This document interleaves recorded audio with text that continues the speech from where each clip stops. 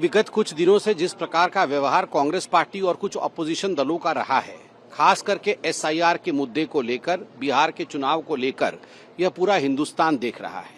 मैं पार्लियामेंट के बाहर खड़ा हूं, आप सभी देख रहे हैं कि पार्लियामेंट की गतिविधि को अवरोधित किया जा रहा है। पार्लियामेंट को में फंक्शनल पार्लियामेंट नहीं हो पा रहा है, कोई काम करने नहीं दिया जा रहा है। इसके पीछे की मंशा क्या है? जो यात्रा राहुल गांधी भी कर रहे हैं, उसके पीछे की मंशा क्या है? इसके पीछे की मंशा केवल एक ही मात्र है, और वह मंशा है किस प्रकार से घुसपैठियों को बचाया जाए। जो देश के इन्फिल्ट्रेटर्स हैं, जो देश के अंदर घुसे हुए हैं, जो नागरिक नहीं है देश के, यह एक प्रक्रिया है, स्वाभाविक प्रक्रिया है कि इलेक्शन कमीशन का ये दायित्व बनता है कि जो घुसपैठिए हैं किस प्रकार से उनको क्लेंजिंग की जाए, वो इलेक्टोरल रोल में नहीं आए और वो इलेक्शन में भाग न ले सके। ये अधिकार उनको नहीं है वोट देने का। घुसपैठियों के माध्यम से किस प्रकार से चुनाव जीतना है, घुसपैठियों का किस प्रकार से इस्तेमाल करना है, तुष्टीकरण की राजनीति को किस प्रकार से आगे बढ़ाना है, यही राहुल गांधी और कांग्रेस पार्टी करती रही है।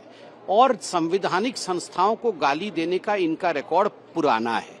आप याद करिए, जब राम मंदिर का जजमेंट आया था तो सुप्रीम कोर्ट को पानी पी पी कर इन लोगों ने कोसा था, जजेस के नाम ले लेकर उनके खिलाफ मीम बनाकर सोशल मीडिया में छोड़ा था। और आज इलेक्शन कमीशन ऑफ इंडिया के खिलाफ जिस प्रकार का वक्तव्य सोशल मीडिया के माध्यम से और खुद राहुल गांधी दे रहे हैं, जिन शब्दों का प्रयोग वो कर रहे हैं, मुझे लगता है पूरा हिंदुस्तान उसे एक्सेप्ट नहीं कर रही है, उसे नकार रही है। और हिंदुस्तान देख भी रही है कि खिसियानी बिल्ली खंबा नोचे।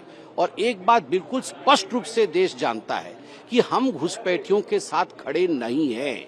किसी भी कीमत पे घुसपैठिए आकर यहाँ पर वोट दे हिंदुस्तान में, हिंदुस्तान की फर्जी नागरिकता की सर्टिफिकेट लेकर हिंदुस्तान में वो तय करे कि राज किसका होगा, यह हिंदुस्तान नहीं होने देगा। उसके आड़ में तुष्टीकरण की राजनीति करना राहुल गांधी और विपक्षी दल बंद करें। देखिए, ऐसी कौन सी संस्था है जिसके खिलाफ विपक्ष खड़ी नहीं हुई है? हिंदुस्तान की कौन सी संस्था है?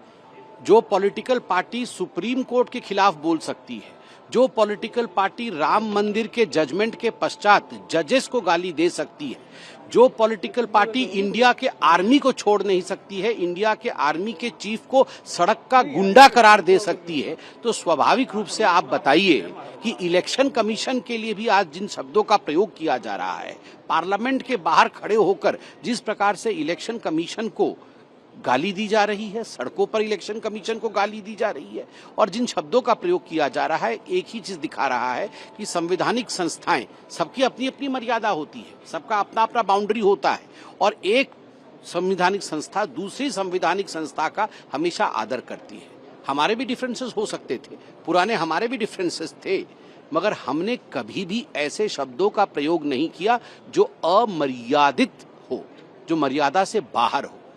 अमर्यादित शब्दों का प्रयोग करना और जिस प्रकार के आक्रमण को वो कर रहे हैं, ये कहीं न कहीं दिखाता है कि राहुल गांधी और कांग्रेस पार्टी फ्रस्ट्रेशन में है और उनका एक ही ध्येय है, किसी भी कीमत पे हमें सत्ता मिलना चाहिए। यदि हमारे परिवार को सत्ता नहीं मिलता है तो हम किसी को भी खींच के सड़क के बीच में लाएंगे, उसके विरुद्ध अनर्गल बोलेंगे, उसको गाली करेंगे, और किसी भी कीमत पर हमें सत्ता चाहिए। मगर जनता जनार्दन है, सब समझती है।